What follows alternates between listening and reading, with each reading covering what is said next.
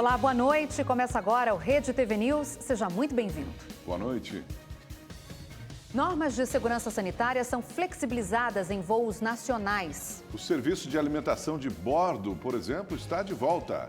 E nesta edição você vai ver também. Psicólogas de vários estados do Brasil são vítimas de assédio sexual em atendimento online. Pelo menos 20 psicólogas já se reuniram para denunciar o falso paciente. Vídeo mostra saltos de paraquedistas momentos antes da queda do avião em Boituva, no interior de São Paulo. 2 pessoas morreram.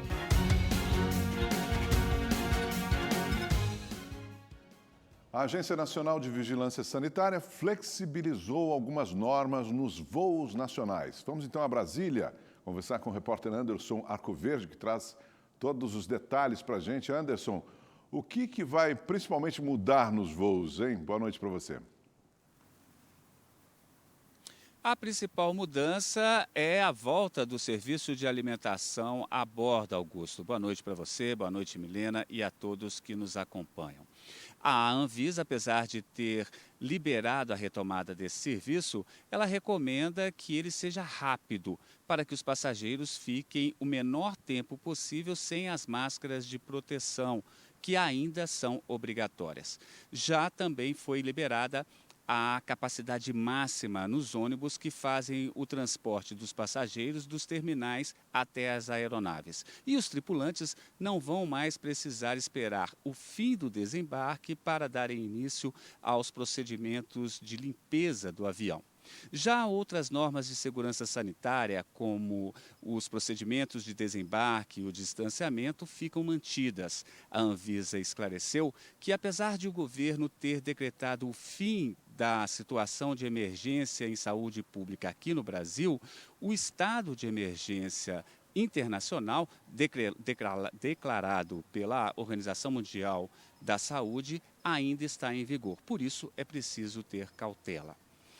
As mudanças anunciadas hoje começam a valer no dia 22, o próximo dia 22. Anderson Arcoverde, de Brasília, para o Rede TV News. Obrigada, Anderson. E a Universidade de Brasília vai dispensar o uso de máscara e também a cobrança do passaporte de vacina contra a Covid-19. Essa medida foi aprovada pelo Conselho de Administração. Segundo a UNB, a decisão de flexibilizar as exigências teve como base a portaria do Ministério da Saúde, que decretou o fim da emergência em saúde pública de importância nacional. A partir do próximo dia 22, o uso de máscara dentro das dependências da instituição deixa de ser obrigatório. Também não será cobrado o passaporte de vacinação. A universidade deve retomar as atividades presenciais de todos os funcionários e alunos no dia 6 de junho. A flexibilização representa um recuo no posicionamento da instituição. Na semana passada, o Rede TV News denunciou que o Conselho de Administração estudava uma proposta de exigir que os alunos fossem obrigados a colocar um selo nos documentos para identificar quem não tinha se vacinado. A medida foi considerada ilegal por especialistas, por expor os estudantes a constrangimento. O presidente Jair Bolsonaro sancionou a lei que cria a Bula Digital. O projeto pretende facilitar o acesso a informações para pessoas que encontram dificuldades na bula convencional. A Sheila perdeu a visão aos 27 anos por causa de um acidente. Agora, aos 57, se tornou hipertensa. Precisa de remédios diariamente. Para saber o que está escrito na bula e para tomar a quantidade certa dos medicamentos, ela tem que pedir ajuda. A bula digital agradou bastante a massoterapeuta, já que as informações na nova bula também estarão disponíveis em áudio. Vai ser ótimo, nem se compara, porque aí pronto, vai ficar bem tranquilo, né? Para que eu possa acessar uma bula de remédio. Tudo que vier para facilitar a vida da pessoa com deficiência visual é válido, sabe? É disso que a gente precisa, é desse compromisso, né? No caso do Estado, né? Aqui no caso do próprio governo mesmo, isso é um projeto bastante interessante para nós. A bula digital prevê que, além do código de barras, as embalagens venham com QR Code, que dá acesso às informações como prescrição, dosagem e restrições. O setor farmacêutico vê com bons olhos e apoia as alterações feitas pela lei. A versão tradicional da bula em papel, que hoje em dia vem junto com o remédio, não será excluída. Além disso, a Agência Nacional de Vigilância Sanitária ainda vai decidir se todos os medicamentos virão com a nova bula ou se a mudança será restrita para apenas alguns medicamentos. A lei também muda o sistema de rastreamento dos remédios. Atualmente, a Anvisa é a responsável por esse monitoramento, acompanhando desde a produção até a distribuição do produto. A nova legislação altera o Sistema Nacional de Controle de Medicamentos e retira essa obrigação da Anvisa. As empresas passam a fazer um mapa de distribuição, identificando a quantidade que será ofertada e comercializada em cada lote e o destino dos remédios. O ministro de Minas e Energia, Adolfo Saxida, entregou ao ministro da Economia, Paulo Guedes, o pedido de início dos estudos de privatização da Petrobras e da empresa responsável pela comercialização do óleo e do gás extraídos do pré-sal. A proposta de privatizar a Petrobras foi o primeiro ato de Adolfo Saxida como ministro de Minas e Energia. Ele assumiu o cargo 2 dias após a empresa anunciar um reajuste de 8,8% no valor do óleo diesel. Os constantes aumentos de preços dos combustíveis pressionam a inflação e incomodam o governo. Segundo o ministro, a solução precisa ser estrutural para aumentar a concorrência. Espero que no período mais rápido de tempo possível nós tenhamos essa resolução pronta e levamos para o presidente da República, o presidente Jair Bolsonaro, assinar esse decreto e começar esse processo aguardado pelo povo brasileiro. É a libertação do povo do brasileiro contra os monopólios. Eu encaminho imediatamente para a Secretaria Especial do PPI para que ela faça uma resolução lá de referendo que inicie os estudos. E nós vamos dar sequência aos estudos para a PPSA e depois, então, o caso da Petrobras.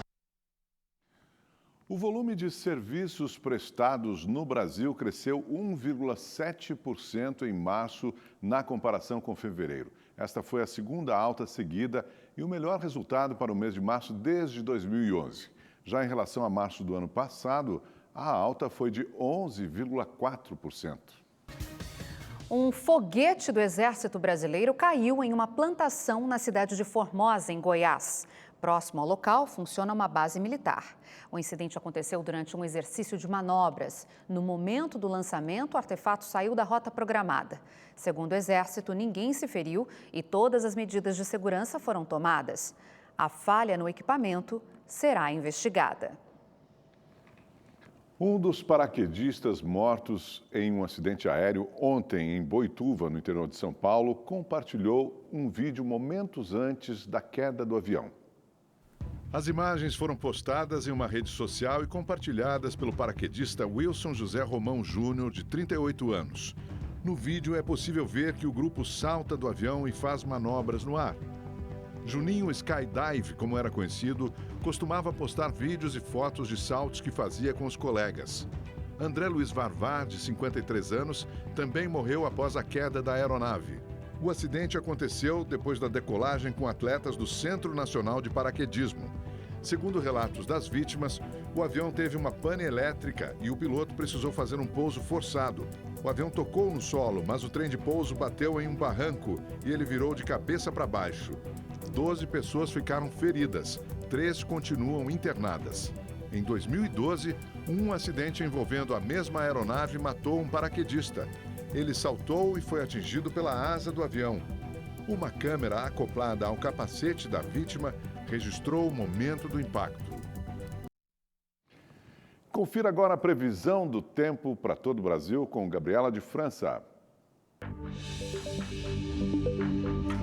Olá, boa noite para todo mundo. Olha, a chuva não tem dado trégua no extremo norte do Brasil. As chuvas mais intensas são comuns nessa época do ano na Amazônia, que a gente chama de inverno amazônico, mas elas têm provocado aí o aumento do nível dos rios. A gente vê imagens do Rio Negro, que está completamente cheio. A água já invadiu importantes vias da capital Manaus. E vem mais chuva aí amanhã, viu? As pancadas seguem concentradas nessa área mais escura do mapa, desde o Piauí aqui, passando pela Amazônia, até o Acre. Por isso, Manaus permanece em atenção. Essa chuva pode causar transtornos nos próximos dias, aumentar ainda mais o nível do Rio Negro. O tempo fica úmido e bastante abafado. As temperaturas seguem altas, na casa dos 33 e 32 graus. No restante do Brasil, no máximo, uma chuva mais leve e isolada em áreas aqui do Nordeste, no litoral do Espírito Santo, Rio de Janeiro e também no litoral de São Paulo. Mas o que vai predominar mesmo na maior parte do Brasil é o ar seco, por isso o tempo fica firme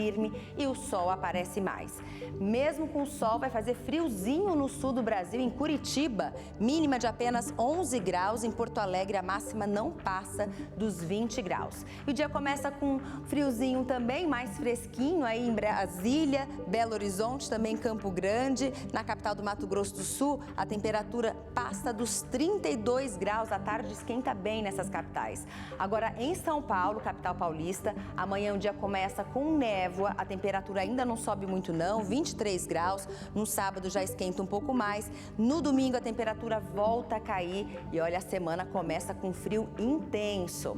Amanhã no Rio de Janeiro, máxima de 28 graus, 30 graus em Salvador, 34 graus em Palmas e calorão de 35 graus em Cuiabá. Amanhã eu tô de volta e espero você. Até lá. Tchau, tchau.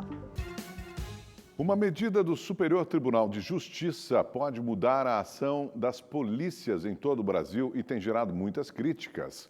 A sexta turma do STJ decidiu que revista pessoal baseada em atitude suspeita é ilegal. Veja na reportagem de Emerson Tchalian. A decisão do STJ veio no julgamento do habeas corpus de um homem denunciado pelo Ministério Público da Bahia por tráfico de drogas. Segundo o relato policial, em setembro de 2020, Matheus Soares Rocha seguia em uma motocicleta em Vitória da Conquista com uma mochila nas costas e foi abordado por atitude suspeita. Na revista, os policiais encontraram 50 porções de maconha, 72 de cocaína e uma balança digital. Foi dada a voz de prisão em flagrante. A defesa do denunciado alegou que ele foi vítima de coação ilegal ao ser abordado pelos policiais. O ministro relator do processo, Rogério Cruz, acatou a tese da defesa. Afirmou que a revista foi feita apenas com base na alegação vaga de que estava em atitude suspeita. Considerou ilegal a apreensão das drogas e demais objetos e determinou o encerramento do processo. A partir desta ação, por unanimidade, os ministros do STJ consideraram que, para a realização de busca pessoal, é necessário que a suspeita seja descrita de modo objetivo. Não se pode validar ações abusivas, ações sem o amparo em uma fundada suspeita, simplesmente por um resultado episódico, fortuito, do encontro de um objeto que possa trazer responsabilização penal. A presidente da Comissão de Direito Militar da OAB Ceará criticou a decisão. Não há, dentro do nosso ordenamento jurídico, a estipulação desses critérios objetivos para a realização de uma busca pela polícia. O que há é essa autorização para ser feita com base na fundada suspeita. Então, essa fundada suspeita, ela vai ser pautada na experiência do profissional policial. No voto de 50 páginas, o ministro relator cita o Código de Processo Penal para defender a restrição das abordagens policiais. Para a advogada da OAB, o mesmo código autoriza a ação da polícia. Lá no artigo 240, parágrafo 2º, e no artigo 244 do Código de Processo Penal, há uma autorização para fazer essa busca pessoal sem necessidade de mandato judicial. Ou seja, não precisa passar pelo crivo, pela análise do Poder Judiciário, a necessidade de se fazer esta busca pessoal. Entre os motivos para a proibição da revista pessoal por atitude suspeita, o ministro cita: evitar o uso excessivo desse expediente e a restrição desnecessária e abusiva dos direitos fundamentais à intimidade, privacidade e liberdade. Permitir que a abordagem possa ser questionada pelas partes e evitar a repetição de práticas que reproduzem preconceitos estruturais arraigados na sociedade. Se existe racismo estrutural, então por que em nenhum momento é trazido à tona a questão das vítimas?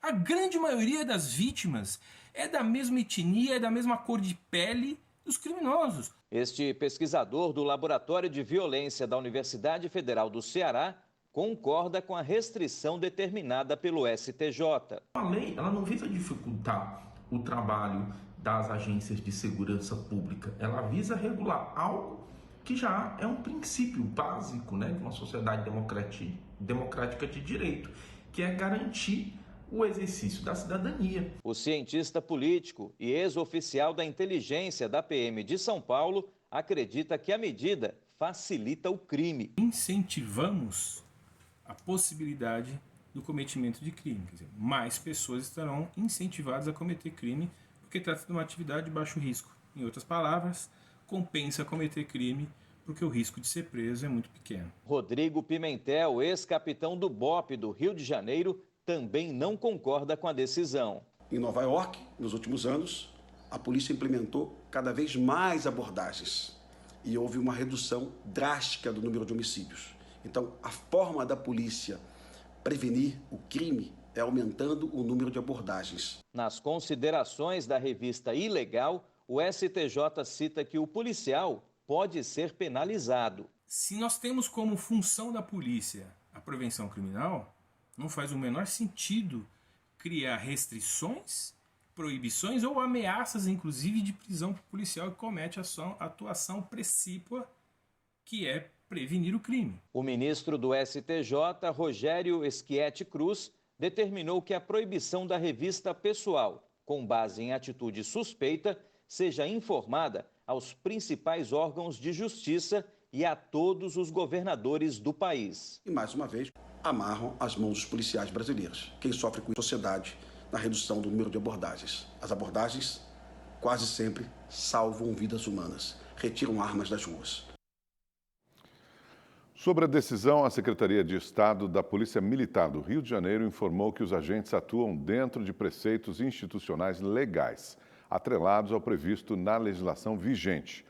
Outros estados também se manifestaram.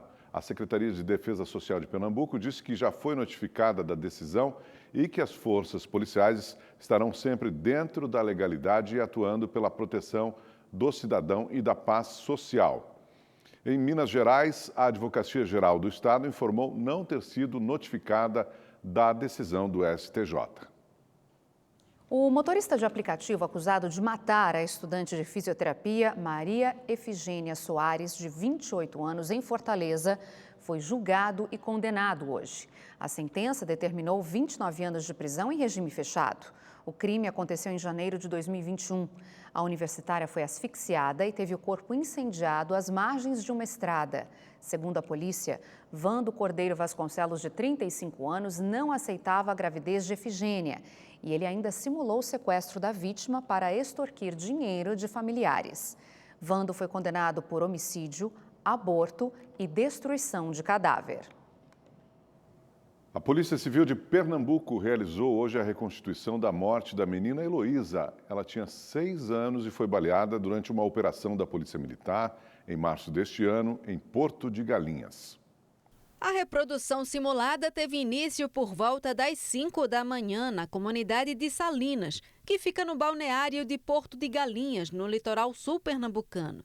As principais ruas de acesso à comunidade foram bloqueadas. O objetivo dos peritos do Instituto de Criminalística é identificar de onde partiu o tiro e as circunstâncias da morte da menina Heloísa Gabriele, de 6 anos, baleada durante uma ação do Batalhão de Operações Especiais, o BOPE.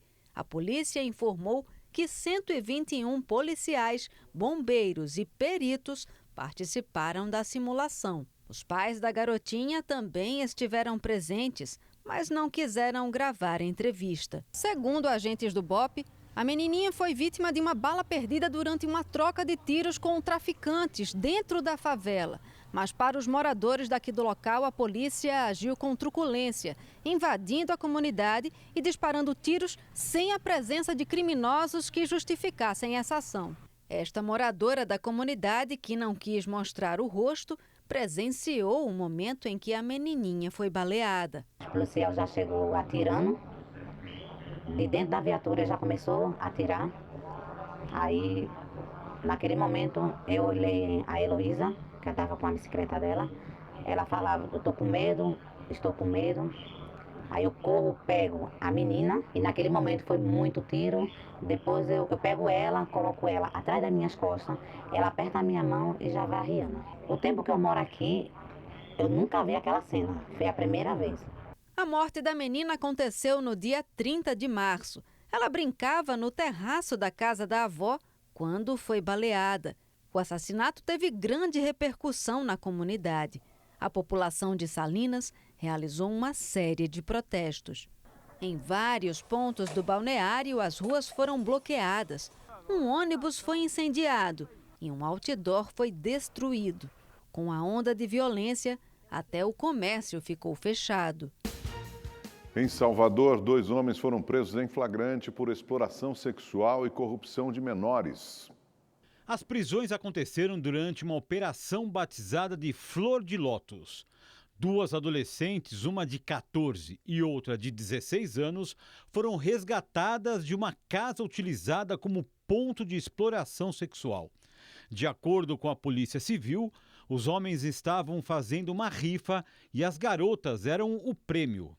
Durante a ação foram apreendidas drogas, armas brancas, espadas e punhais. Psicólogas que fazem atendimento virtual foram vítimas de assédio sexual. Pelo menos 20 profissionais se uniram para denunciar casos. Essa psicóloga, que prefere não mostrar o rosto, foi a primeira a procurar a polícia. Ela foi assediada em julho do ano passado. Parecia um paciente comum de fato. Depois de eu ter feito algumas perguntas iniciais para entender um pouco da demanda, né, do porquê ele buscava psicoterapia, ele começa a relatar questões de cunho sexual, e aí eu percebo que ele está se autoestimulando durante a chamada de vídeo. Núbia também foi alvo do homem. Ela é do Maranhão. O suspeito entrou em contato em novembro do ano passado por um aplicativo de mensagens e solicitou atendimento de urgência. Ele se justificou, dizendo que ele queria pagar o dobro da sessão, porque ele era uma pessoa que tinha uma deficiência, que ele precisava de atendimento diferencial, inclusive mencionando que eu deveria, para ele fazer esse pagamento, eu deveria aceitar atendê-lo com uma roupa decotada. E aí isso para mim foi já a gota d'água. Eu falei que não, que esse não era o meu trabalho, que eu não prestava esse tipo de serviço, que eu trabalhava de uma maneira séria. Depois da primeira denúncia, psicólogas de diferentes regiões do país também procuraram o Ministério Público Paulista. Até agora são pelo menos 20 vítimas. Os casos são investigados aqui pela primeira Delegacia de Defesa da Mulher de São Paulo. Segundo a polícia, o suspeito age há cerca de 1 ano e, por se tratar de um crime sexual, as diligências ocorrem sob sigilo e os detalhes são preservados. A partir do momento que ele entra em contato com as psicólogas, não procurando o serviço que elas prestam, que elas deveriam prestar, mas para satisfazer um desejo sexual, satisfazer a lasciva dele, sem o consentimento delas, ele pode ter incorrido na prática de crime de importunação sexual. E ao final desse inquérito, chegando-se à conclusão de que ele praticou um crime de importunação sexual, ele pode responder por isso, sendo condenado a uma pena de 1 a 5 anos. Em Brasília, Liliane também foi procurada pelo homem em janeiro desse ano. Recebeu várias ligações, mas não atendeu. Numa rede social, ele passou a ofender a psicóloga. A profissional fez várias publicações relatando o caso. É uma situação que ela é muito revoltante, né, de uma violência enorme no próprio ambiente de trabalho, e o que a gente espera é que ele pare, né? A gente quer que ele pare, que a justiça seja feita. A polícia prendeu em Belo Horizonte um fisiculturista que se passava por médico espanhol para vender anabolizantes e remédios proibidos no Brasil. O fisiculturista Valério Marques se apresentava como endocrinologista, fisioterapeuta e educador físico nascido na Espanha. Mas, de acordo com as investigações, o homem de 46 anos, que é mineiro e não tem nenhuma formação na área de saúde nem ensino superior, usava as credenciais para atrair interessados em anabolizantes e esteroides. A partir do momento que a pessoa começa a usar esses medicamentos, que são até proibidos no Brasil, ela traz riscos incomensuráveis para a saúde dela. Durante a operação na casa dele, onde também funcionava uma academia clandestina em Belo Horizonte, foram apreendidos remédios ilegais trazidos da Suíça e principalmente do Paraguai, além de ampolas, seringas, R$20 mil em dinheiro e anotações. Áudios divulgados pela polícia mostram as estratégias usadas para enganar as vítimas. Além de dizer que trabalhava em hospital, o suspeito falava em portunhol. Eu atendo particular, cobro um precinho bacana aí, porque era indicação. Eu estou cobrando R$200, tá?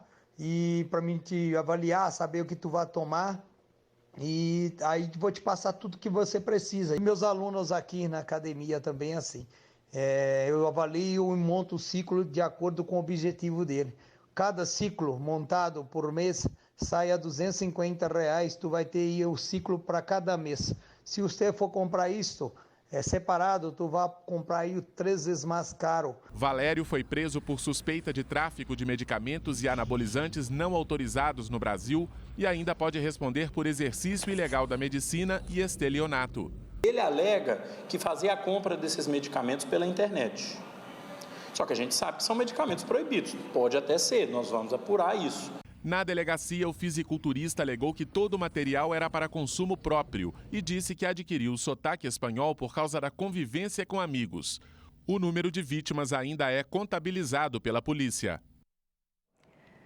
Foram apreendidas mais de 6 toneladas de maconha pela Polícia Rodoviária em São José do Rio Preto, no interior de São Paulo. A droga está avaliada em mais de 13 milhões de reais. Estava sendo transportada em um caminhão que vinha de Campo Grande, no Mato Grosso do Sul. Além da apreensão, que é a maior do ano no estado, os policiais constataram que a CNH do motorista era falsa. O homem foi preso em flagrante. O Rede TV News de hoje fica por aqui. Obrigada pela sua companhia. Boa noite. Boa noite para você. Até amanhã.